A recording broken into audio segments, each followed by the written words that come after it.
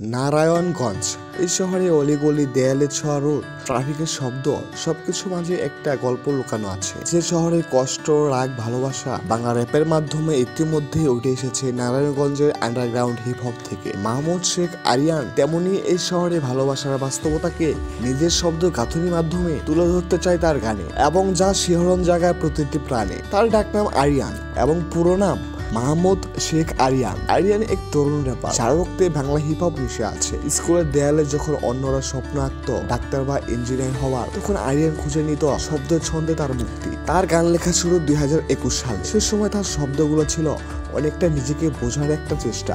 কাগজে কলমে লেখা হতো রাতের গভীরে, একা একা নিজের সঙ্গে লড়াই করতে করতে। তার জীবনের মোড় ঘোরানো গান শূন্য আমি, যেটি তিনি লিখেছিলেন 2023 সালের 16 ডিসেম্বর। এই গানটি তার আত্মার আয়না। এই গান শুধু গান নয়, সেটি তার আত্মকথা। সে চায় তার গানে মানুষের আসল জীবন উঠে আসুক। নারায়ণগঞ্জের এই ছেলেটি স্বপ্ন দেখে একদিন তার কথাগুলো ছুঁয়ে যাবে লাখো হৃদয়।